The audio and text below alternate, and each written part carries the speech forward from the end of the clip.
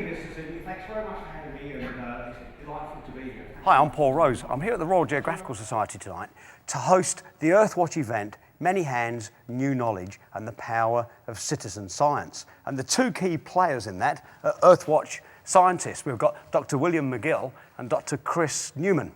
And shortly they're going to be up on the stage with me and we're going to start this big event. So we thought we'd take a few minutes to just introduce what citizen science is all about, what we're going to do tonight, and most importantly, what Chris and William do on, earth sciences and how we can all understand it. So, William, what's your science background and what are you going to tell us this evening? Mine's at the interface between biology and engineering, and I do that in the ocean. So I build machines and devices and sensor systems that allow us to study ecology in the wild, so we can get underwater and see what animals do. And the animals in question are gray whales and black sea turtles. Oh, I like that.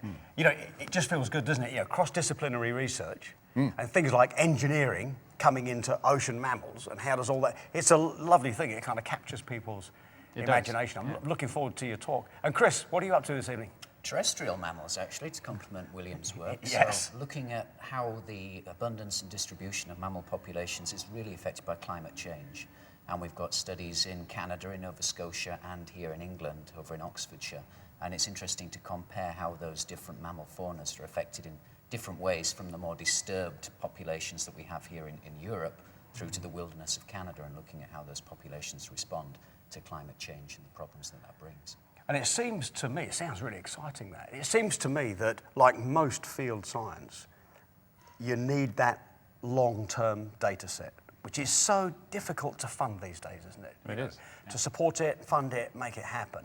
And how much do you count on the value of citizen science, all of us joining in, to help your research, have a long data set? I don't know about you, but I couldn't do it without it. No. I mean, it just wouldn't be possible. We've been in the field now for 10 years, 12 years with Earthwatch, something like that. I think you have too, haven't you? 10 years with Earthwatch, yeah. And so, without having this organization and most importantly the people that come out, we just simply couldn't do it. It's the manpower, the actual having the labour force to do the work, and having that commitment of people coming over a long period of time to keep that continuity of data going. Yeah, and then some of them come back too. And that's the fun part. No, Thank God. Well, no, it's great, because what you get is somebody who, you've trained once and then comes back a couple of times. I've had one volunteer come back 4 times. It's fantastic. And then, so you don't have to, they can then train other people. Yeah. It really works out nicely, and you know that they're contributing, and then they get to see the project evolve. Because the science evolves, right? And they've got their hands dirty, and then they know what the story is. And then when they come back, they get to see it evolve more and more. And I just love it. I always think of it in fairly simplistic terms, where you've got the science community, you represent the science community big style. You are able to harness the power of people like me who are non-scientists. And we've got a big appetite. We've got a big appetite for new knowledge and a big appetite to change and help manage the way that we look after the Earth's systems.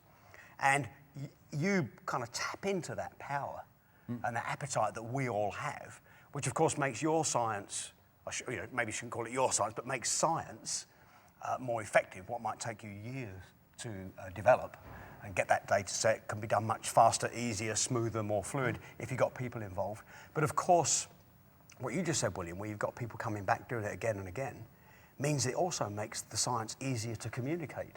Well, that's the most important part of it. Because when those volunteers are back with their children's teachers, or back in their workplaces, or back wherever they are talking about your science. Exactly. There's a lot of enthusiasm out there, and it's great to have Earthwatch there to kind of harness that enthusiasm and to structure the way people can volunteer their time and participate in ways that really produce good data that we can then go on and use to actually test hypotheses and do genuine science, but using those data that our volunteers are able to collect for us. And he's just listed, let's go through the scientific method, right?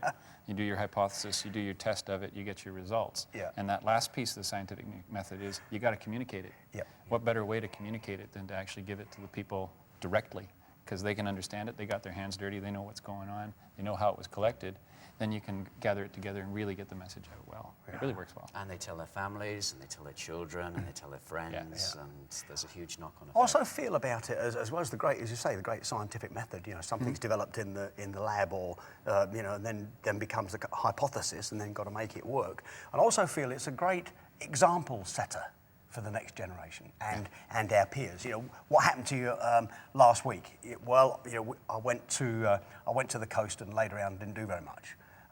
Or what did you do last week? Well, I joined an Earthwatch project. I became part of a science team.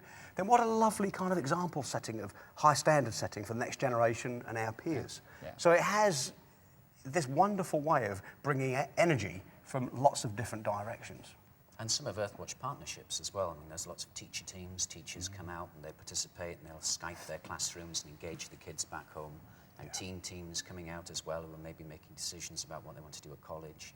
They can come out and actually have a go at biology before they commit to it as a career, but nevertheless sort of get engaged and involved with the natural world. And I love the way it brings it to life, because I keep meeting people who see these wonderful examples we have of remote sensing. Yeah. And we're great at remote sensing, aren't we? In the oceans, up in space, you name it, we're brilliant. But of course, we still need people to design and build the machines, design and build the experiments, install them, maintain them, and then there's also the whole ground truthing thing. We still need field observations. So it makes sense of all the money. You know, you sit at the kitchen table and say, why are we spending all this money on this satellites and things whizzing around up there? Well, of course, if by doing a citizen science project, working alongside you fellas, you can start putting that equation together, can't you?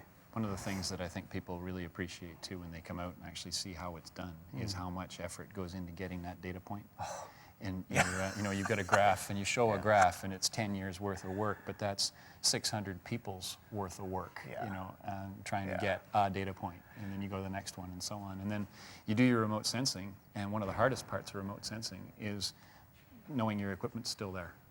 And knowing that it's still good, because electronics and water don't mix real well.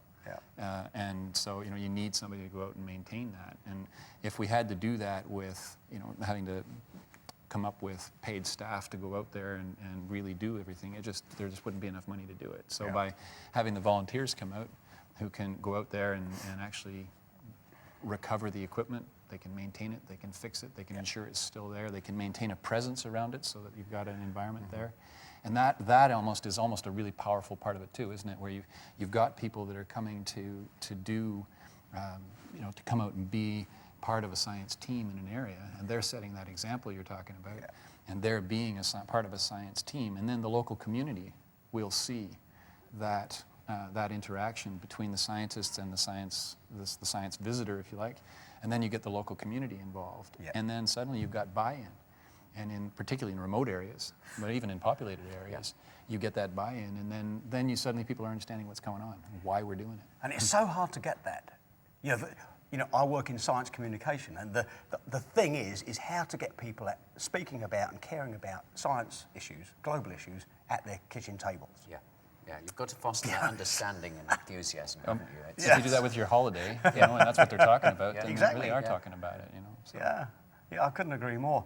And I feel at the moment, you know, we've got the ground truthing and remote science, with that big gap that we can fill with Earthwatch, or you guys can fill with Earthwatch. And there's also this big gap between using the internet. I mean, it wasn't long ago, a lot of these projects wouldn't have been as effective. Oh, no. Now we have the internet, people can go online and contribute. I mean, I was part of a big experiment for a television program made on climate change, and we used this mass computing thing to get 250,000 people doing stuff, and it would have been impossible not very long ago. But then when I feel that we're about, or citizen science and Earthwatch in particular, is about to surf the wave of another 6 billion people coming online, because depending how you do the numbers, the UN numbers say there's about 1 billion of us these days that have access to the internet, out of us nearly 7 billion. Well, it's changing fast, and I keep having this image of a whopping great wave of 6 billion people coming online. And I feel that citizen science can kind of surf that wave. And because the internet is so accessible now as well, we have volunteers, I'm sure you do as well, who are blogging themselves and recording their own experiences, posting their own photographs. And engaging other members of their family and peer group that way. And then we have teachers who, 10 teachers can easily Skype 2,000 pupils back in their schools. Yeah. It's a terrific resource to have the internet for that kind of thing. Yeah, then we get to harness it for the science too. Because no, if you set up your website and you've got these people who've come out, they know what's going on. When they go home and they feel they want to donate a few more hours here and there, they've got a little bit of time over a coffee break, whatever else it is. If you can set something up for them to then interact with the data set, even. Right? We can do photo matching on whale watching, for example. We can whale matching. We can have individuals spend a few minutes doing that, or there's all kinds of ways that we can actually make use of that internet-enabled. I like that. So it means we've actually got a fairly new term, don't we? This micro-volunteering, where you can be there on your phone, waiting for your train, and actually do a bit of micro-volunteering. Spot some of your, that works now. And of course that's all part of this great citizen science wave that we're all surfing. You know. Yeah, you would talk about it being science that makes a difference, and that's kind of what we're about here, isn't it?